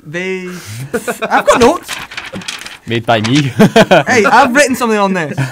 Right, now, Quantic Dream, brand new kind of, they're obviously releasing Beyond. Yep. Which has like Ellen Page in it, as an actual actress. They actually have proper actors in it, rendered in like 30,000 poly characters. So basically, and they've been like looking into working with the PlayStation 4, but all they really had was a tech demo. They showed a face. They showed a really, really nice rendered face that looked like the face in the opening video of Civ 5, which was released 3 years ago. Was it 3 years ago? I think it's 3 years ago. Civ 5. I think it's 3 years ago. Was it 2? I think it might be more than that. I think it might be 4. Right. Well, either way. 2013 now, man. Yeah, well, either way, this head that's rendered in the PlayStation 4 and PlayStation 4 can run it looks like what we had in Civ 5. They claimed you could see his soul through his eyes. Yeah, well, you could in Civ 5. Because the guy was sitting, there was a little fire, he was like, I had a dream last night. And then it's like, whoa, this looks amazing. And then you actually go into the game, because that was a pre-rendered cutscene, you're like, it still looks good, but it's not quite. I think the point was that they're saying that they could do that. No, definitely the PlayStation 4, consoles are advancing just at no rate of the PCs. But that's like, a different topic. So anyway, so that's what Quantic Dream have been doing. Looking forward to Beyond. I loved Heavy Rain, for very different reasons to why I've loved most other games, but I'm looking forward to Beyond. The game I'm probably going to buy a PlayStation 4 for, Media Molecule's new title. They didn't actually say anything to do with it actually being a game. Basically, what they've made is Mudbox. The PlayStation. Yeah, basically they've combined Mudbox, which is an Autodesk program. It's essentially like a sculpting package, with UDK, which is a games engine. And then they're like, so this is our new game, and they're just doing essentially the same thing they did with Little Big Planet, where they can't be bothered doing a lot of stuff. So they build a little bit and let the community do the rest. I mean, no, I love Little Big Planet. That's not a bad thing. That's amazing. Lazy game development. I literally laziness is the best opportunity. I love Media Molecule and I love Little Big Planet. The community in Little Big Planet is amazing. Yep. And fair enough, you have to sift through a lot of poor levels. Like I tried to make levels, I can't make levels. But the levels that come out, the 5-star levels, better than the ones that the developers made. And in fact, Media Molecule hired people who made great levels from the first Little Big Planet to make levels in the second Little Big Planet. I think there was a story about a guy who was a builder, a contractor, and he just used to build levels in Little Big Planet in his spare time. And then Media Molecule asked him if he wanted to be hired to build levels in Little Big Planet 2. And other stuff like that, things like that are just amazing. But basically what happens is you use the Move controller to sculpt things, cut and paste and all this kind of stuff, and then you can place your sculpts in a game world. You can use the designer's sculpts and you can use the community's sculpts, but you'll essentially build this game world in full 3D, and then stuff will happen. Yeah. Media Molecule advertised it as a way to make your dreams a reality. Like, you'd essentially wake up from being asleep, and you had this dream, and you're like, I want to show the world that dream. So you build this in the game, and then you release it to the community, and the community play it, and they essentially see what you saw in your dream. And that sounds like amazing. They had a small demo of a music performance. It's something you need to kind of watch. It looks like puppets and stuff, but it looked amazing. I love Media Molecule. I mean, there are other games that I would buy a PlayStation 4 because of but no, that is something that I'm excited for, to say the least. Capcom, they came out with talking about their new Panther engine, and they had a video for Deep Down. You said you like to look at that? I like to look at that. It's sort of my type of game. Medieval, RPG, fantasy, like Dragon's Dogma. Yeah. It seems like a sequel to Dragon's Dogma. That was really good. There's not much... It's a working title, Yeah, isn't it? it's a Deep working, Down. working title, but there wasn't much that they showed of it. It seemed sort of... They tried to go down a route of horror, dark... things jumping out at you, which seemed pretty good, so that would be good. Okay, and then Square Enix. I've been waiting for this. Yeah, Andrew's a Final Fantasy fanboy. Yeah, well, Final Fantasy fanboy. I'm a Square Enix fanboy. Alright, I'll say true. that. No, Square Enix's work with CGI is the reason why I got into games. And to see Agnes' Philosophy again, which we saw at E3 last year. Like the video again? I did. Did you enjoy seeing that again? Absolutely. Yeah. Did you enjoy the progress that they've made with the game? Absolutely none. Yeah. No, I like the sort of tease that they said that this was the next gen Final Fantasy style, and there's going to be more information at E3 this year. I know they showed a trailer that was months old, half a year old, and then said they'd have more at E3, and you're like, well, they nice. really should have had more for this announcement, but I think they justified themselves to say we had it at E3 last year, we'll develop it for E3 next year. They shouldn't have been there then. Well, they could have, or they should have. They should have had someone else. They should have had Activision announcing the new Call of Duty. That would have been amazing. No, I'm really excited. I just love the Luminous engine. I really want to get my hands on it and be hired. Have £2 million. Be hired. Just to be hired by Square Enix to use the Luminous engine. When they've got Luminous 5. Yeah. Still want to go back to Luminous. Absolutely. Yeah. Absolutely. No, I'm really excited for that. So it's going to be like an announcement for what? Final Fantasy 15, 16, 17, 18, 20? 16. 16. Yeah, because where's of 14 I and don't 15? want it. I don't want it. They've had, well, Where's 14. Yep. 14's the MMO. Uh-huh. 15's already been given a trailer for announcement. Unless they repackage Versus 13 as 16, Agnes' Philosophy will be Final Fantasy 16. And my prediction. I don't want it. They can Why? keep their Final Fantasy 16 title. You should just keep Agnes' Philosophy as an independent game. Well, Keep it as an independent thing. I'm They could do confused. so much more with it. Right. So So Final Fantasy 15 hasn't been released yet. no.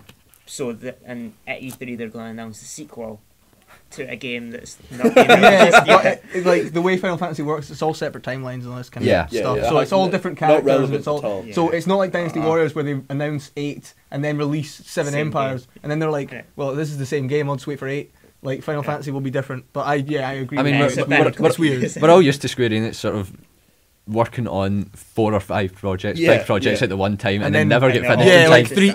three of those projects don't see the light of day, and then the one doesn't. Like, Exactly. Still waiting on Exactly. Kingdom Hearts 3. Yeah. Kingdom Hearts 3, a new Kingdom Hearts console game. We need it. Yeah, that Yeah. would Need have it. been amazing if That's they even announced green. that. I would have. I thought that they would have been like with the Wii U. I thought they would have said something about that because they've been doing it for Nintendo products so far, and it's like, oh, we wanted to keep it with the handheld and the touchscreen and motion control, and they had a lot with the Wii U. You should just release a new Kingdom Hearts game. Come on, Square Enix. Okay, and then it happened at E3, and I fell in love with the game, and then there was more footage, and it was amazing. Watch Dogs. Everyone's fallen in love with Watch Dogs. Watch But Dogs it's is because like the coolest looking thing in the I know, world. it's because you're like walking around, you're an anti-hero, you hack stuff, but then you shoot people, like bad guys though, only bad guys. Yeah. But then you cause the police to crash and all this kind of stuff. Yeah. There was explosions, I and never like, thought oh my that god. just changing a traffic light would be like the coolest weapon of all time. Well, it wasn't changing. Oh right, okay, you're talking about the earlier Yeah, yeah, video. yeah. Did you watch the recent video? Yeah. Where like he brings up the bollards and the police just And then he stops the train and jumps on the train. Yeah, that was crazy. I thought he was going to get in the train, like, Yes, through the door. just But no, he just jumps on the wander top. casually. That was so weird. But no, so Watch Dogs, like, We're still you got- essentially do a lot of hacking and you steal money from people, but only rich people.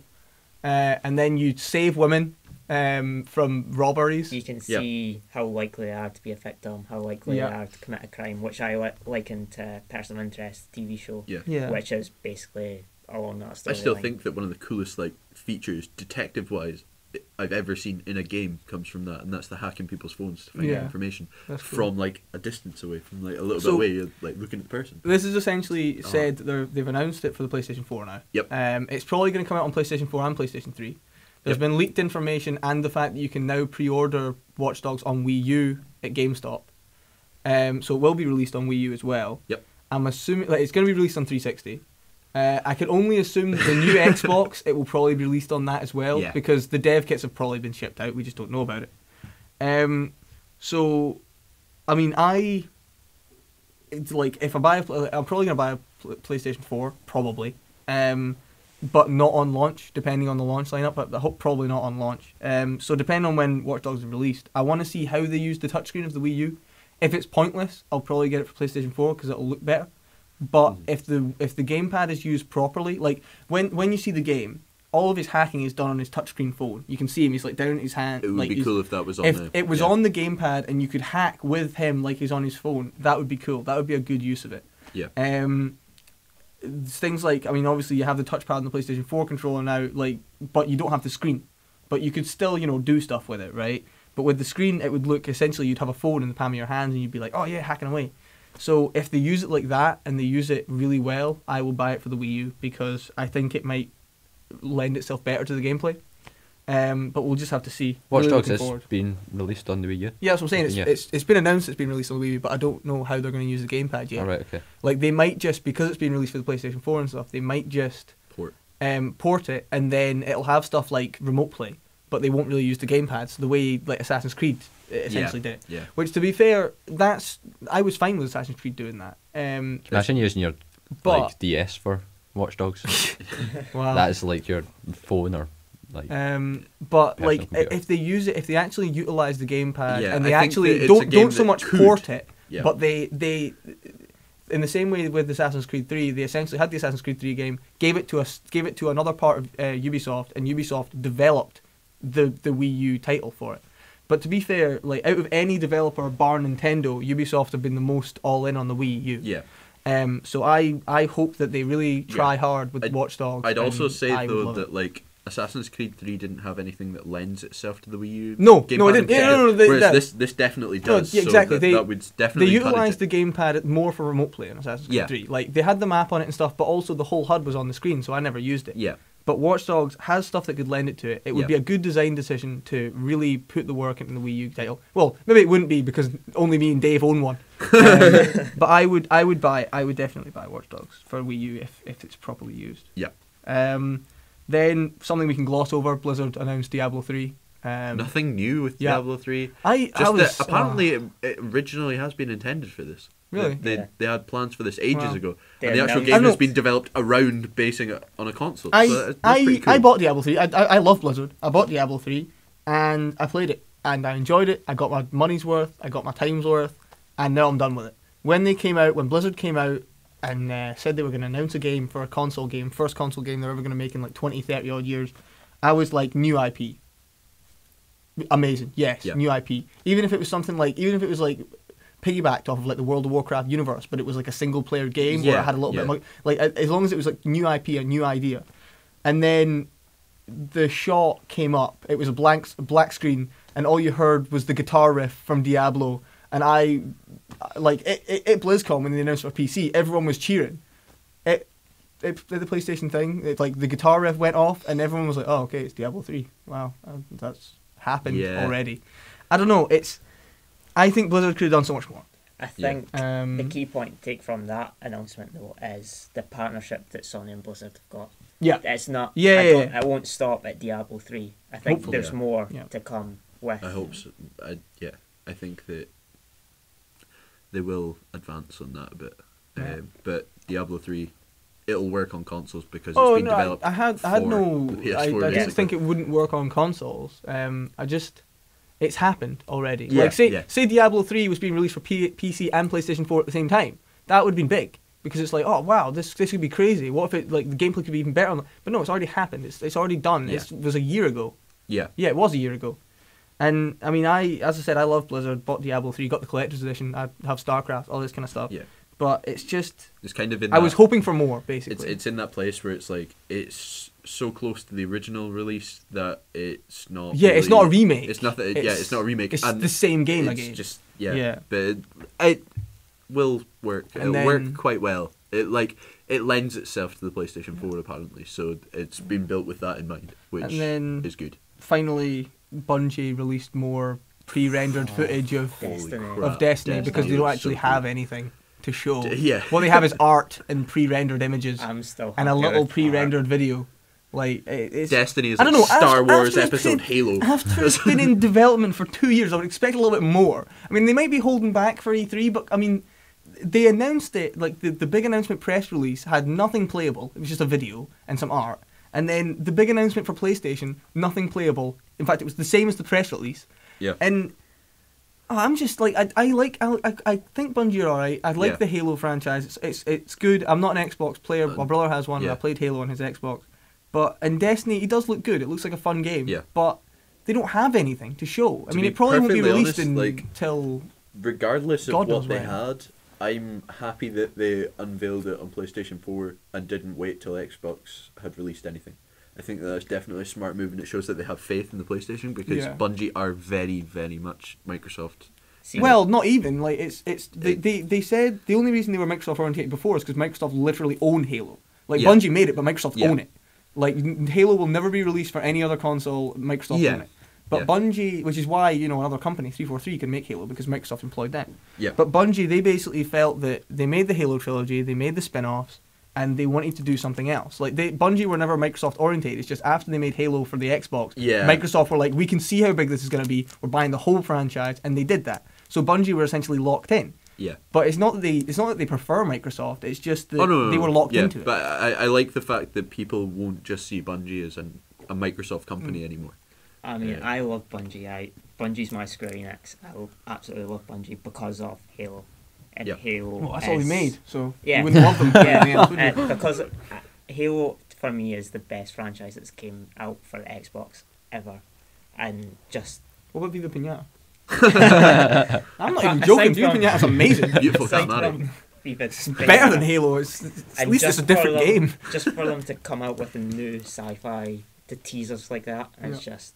It leaves me wanting more. I think it's good business. Until they stick Master Chief's head on the character. That would make it so much better. No, it wouldn't because it's on PlayStation. Well, that's the thing. Master Chief doesn't belong on PlayStation. That's the thing. It's you get that weird guy from Haze. Just like Robin said, they've got they've got this this amazing world in Bungie. Oh, they've got this amazing team. Oh wait, we can't model faces. Let's slap helmets on everything. Like everyone wears a helmet in Destiny and Halo. Everyone's got a helmet on. It's fine. Don't worry about that. Yeah, I don't think I'm ever going to model a face. I don't want to model a face. Give the head mod on to Quantic Dream. Yeah. That's it. Oh my god, yeah. In fact, you know what? Don't even give it to them. I'll just grab the old man's head and shove it on my woman's body. You know what you should do? You should give the head model into one company, port the arms up into that, give it to someone else. And then I'll stitch it together myself. And I'll make Aliens Colonial Marine. I'll just be Gearbox. Okay. So that's the end of what we got. What, is it? No, that's just random stuff. Technical specs like the PC architecture and stuff. Just random. Yeah, they really went for the more PC kind of architecture. Obviously, it's nowhere near as good as modern PCs, but they're getting there. But PCs are just going to get, it's just exponentially better from now on, and the PlayStation just can't keep up because it's not constantly updated. One game we didn't mention, though. Knack. With it's so nice. It looks really nice. It looks like Ratchet and Clank, but they've went, do you know what? We can render tons of stuff. Let's make it tiny little objects make up this robot. And that's just a tech demo for the PlayStation 4. That isn't a game. They've just went, look, it's moving, and it's like built up of all these little particles. And you're like, what's going on? For me, it looks like Disney Pixar. Yeah, the Disney Pixar really of does. games. It looks just stunning. Yeah, it looks really good. I'm looking forward to it. The fact that they also have remote play on the PlayStation Vita as well, because they really want everyone to buy a Vita. I think that I'm more and more wanting to buy a Vita. I don't know. I see. The thing is, there's not been a single game Persona 4 Golden for the buy a Vita that I really want to buy a Vita for. Like, if I buy a PlayStation 4 and like something happens and a massive game comes out and it's like essentially like you need a Vita to play it. It's a Wii U title type thing. I don't know. It won't happen because they're not going to rely on everyone having a Vita. See but if it's needed or if there's a really nice game for it, I would buy a Vita.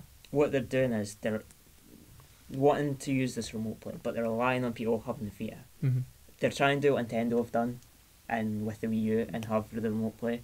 But the thing Nintendo can rely on is everyone's going to have a gamepad. Yep. Mm-hmm. Yeah. Not everyone's going to have The Vita. Well, that's exactly why That's Nintendo. why there's not the 3DS. Wii U Nintendo didn't want cross all the 3DS time, connectivity there's because no they need for didn't it. believe that anyone, Yeah. like as many people would have Wii U's and 3DS's Yeah. as many people had Wii's and DS's because everyone had a Wii and we DS. We have both of us Wii have U, both. Yeah. 3DS. I'm gonna look like some kind of commando No, that's not gamer like- going I on a literally- train with like my 3DS, my phone with all my games on my phone, and my PS Vita and everything. The worst thing I've ever done, like I went into games, pre-ordered some games, and I pre-ordered like Need for Speed, Most Wanted on Wii U, Monster Hunter on Wii U, and Luigi's Mansion 2 on 3DS. And I was just man. like, I look like such a Nintendo fanboy. I'm wearing a Zelda Yeah. t-shirt. What am I doing? Yeah, Right. but yeah. Okay. So We were going to go on. I think we are running out of time. I think we. Yeah. How long's it been? You've got your phone. It's a long time. It's Yeah. been 2 hours? it's Oh, been a God. while. We were going But to talk about gimmicks and games, but And- we have sort of talked a lot about Yeah. PlayStation I think 4's announcement. the and best we can probably get out is controller. We can briefly mention the PlayStation 4 controller. Well, yeah, it's also Yeah. part of the And announcement. it's Share button. It's used to the touchpad and the share button. it has a light. That's Well, all I'm gonna that- it say has a about blue light No, on the but back. that's- Yeah, it's so cool. That's going to make for more accurate 6-axis control. Yeah, I can, Essentially. yeah, I can Like, understand where It's gonna be. I think that is an amazing design decision purely because the 6-axis is good, right? Yep. Because obviously it can sense the tilt. Yep. But in terms of like where the Wii is better, is it can sense distance from the screen and also it can sense like rotation. Yep. Well, in fact, the 6-axis does rotation. And like in terms of like the Wii U, it senses like where the gamepad's pointed. Like if you're Yeah. on a swivel chair, you can point behind you. And with the Move, with this light on the Move and this camera, you can do stuff like that. Yeah. My only problem with it is where the the Wii U has its own gyroscope and you can spin around and look behind you. You can't do that with this Move controller because the camera needs to always see the light.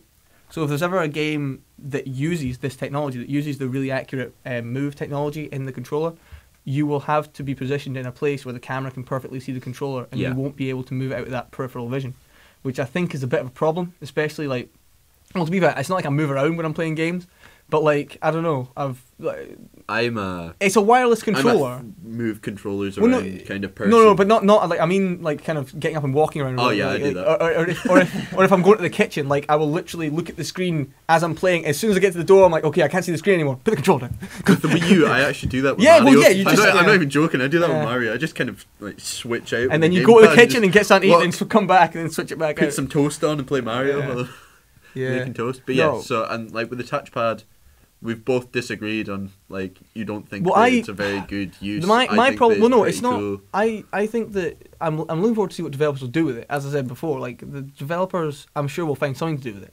But Yeah. like in terms of the Wii U, when I saw the technology, I was like, oh, that's cool. You could do this or this with it. When I saw the Wii Remote Motion Plus, I was like, oh, you could do this with it. On the Move, same with that. Or Kinect, you can do dance games with Kinect. But That's the That's- only thing you can do. With but Kinect. with this touchpad, like when PlayStation gave the unveiling of it in the actual show. I mean, I know you said that maybe they'll hold back for E3, and I hope they are because Yeah. I want to see it used properly. But like they were doing stuff like, oh my god, so this is a real-time rendered cutscene. I can look around this cutscene with the touchpad, and I was like, what's wrong with the right stick? Like everything they used the touchpad for in that actual Yeah. development show could be switched out for the right They- stick with no problem. It seems forced to show you that this is what it can do, unless they're and I don't like that. think unless they're that- thinking of using the right stick for something else. No, Maybe. I was Maybe. gonna say there's definitely like it may seem forced, but the point is that we Yeah. don't know how it's going to be Exactly. used yet. No, exactly, you know. I'm looking The- forward to and they what also they'll could do with be- it, but could be right just now I showing can't see their- anything. Well, they could just be showing their kind of less Exactly. innovative methods so's that when they do come out with something at E3, you'll be like, I hope they come out with something at E3. I still think they need to come up with something at E3 because something big, because Microsoft will probably not even that, because they've still got to announce the price. They need something. They still show the console. I don't think. Right. Yeah, no, but the console doesn't matter. It's just gonna be a black box. It is literally. It is no. That's in terms of pricing. There's two prices it could possibly be. The newer PS3s, after the price of consoles came down, was between 300 and 400, which I think is a yeah. I think that's for all our overseas listeners. I think that's a pretty like accurate and quite average kind of price. I think that's a good price and people would buy it.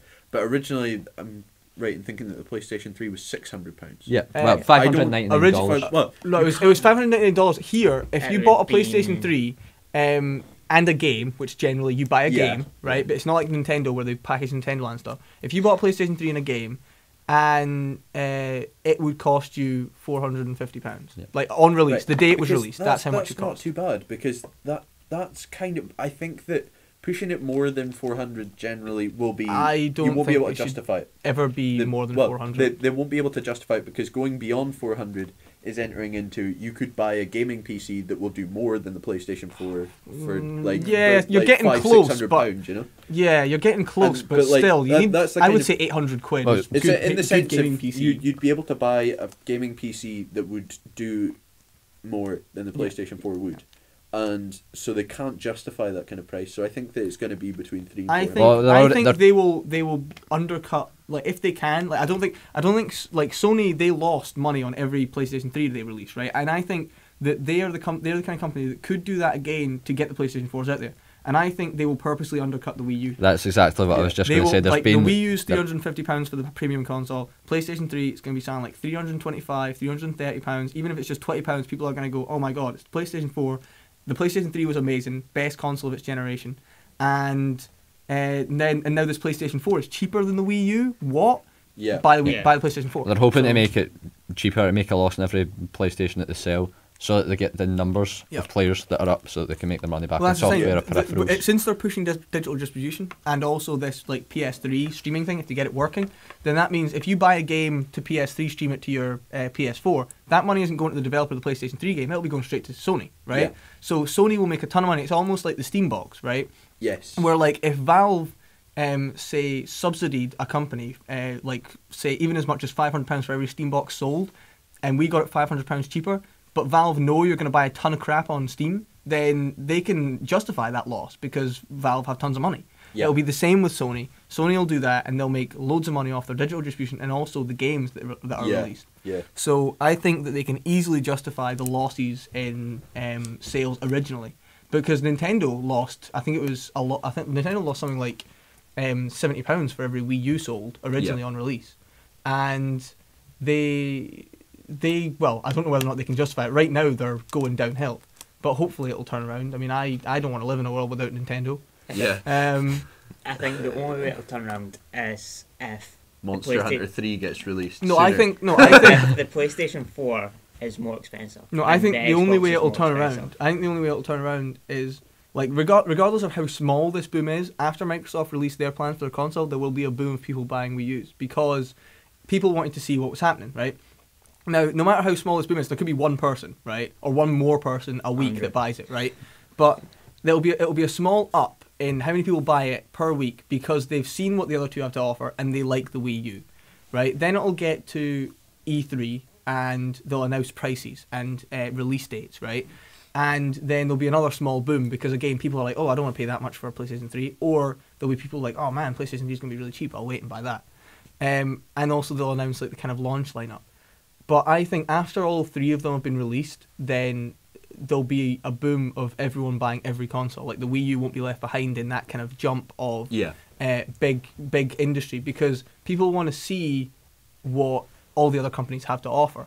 Like, frankly, even though, like, you know, I think Nintendo released the Wii U at the right time because the Wii was kind of losing steam, they also released it at the wrong time because it was so far away from the next the PlayStation 4 and the Xbox 720 or whatever it's called, that people have been saying that the Wii U is essentially this generation and the PlayStation 4 and the Xbox 720 are going to be next generation. Yeah. And when someone has a PlayStation 4 and the PlayStation 4 is released, the Wii U will be the previous generation console.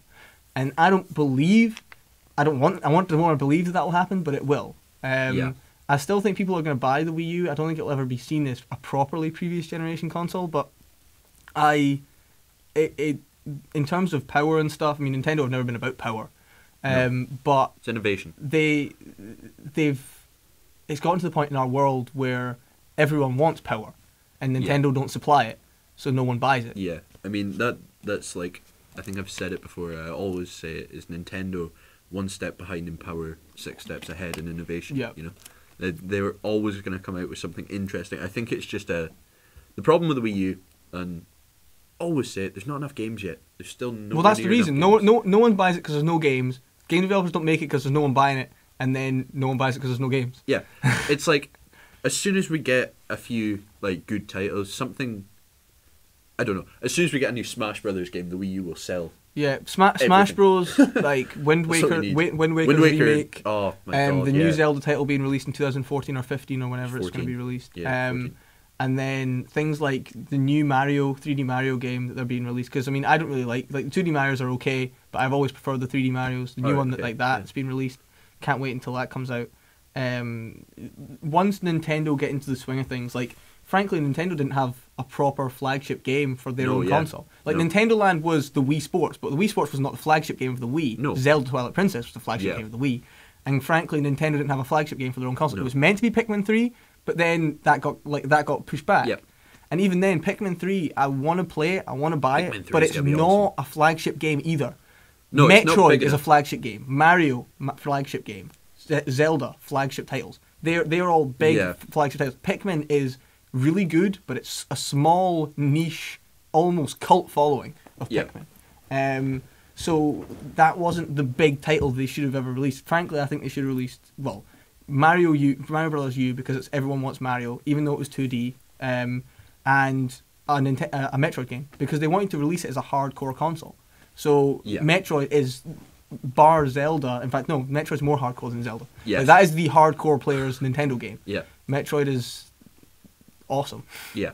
Like, I don't know where they would go in terms of with the story, because obviously the trilogy's finished, but they would figure something out. Yeah, there's scope. There's push room. it. But yeah, so we've kind of touched briefly on the discussion topic. Yeah, no, but we are running out of time. We ran out of time ages ago, half an hour ago. But this has been a super extra long podcast. But we'll touch more on gimmicks and games next week. Yeah, that'll be the topic next week as well. Yeah. Just remember to like the Facebook page, follow us on Twitter. Yeah, that's facebook.com / Amberglass Broadcasting. Yep. No, broadcast. You say that every week. There's also the Twitter, which is at AG Broadcasting. There we go. Oh, yeah. There we go. And there's the YouTube page, which is youtube.com / Amberglass Broadcast. We're also working on developing. developing. The description. Yeah. We're also say it every week. It's never going to get old. We're also working on developing our website, so we'll keep you updated. And hopefully we'll be able to get blogs or something, or some kind of written material as well. Yeah. There may be a chance to get involved in some sense of the word. We're not going to have a community though, because I don't like people. You'll be outvoted on that. But anyway, again. Thanks for listening, and we'll see you again next week. Yep. Yeah. Yeah. Bye. Bye-bye. Bye.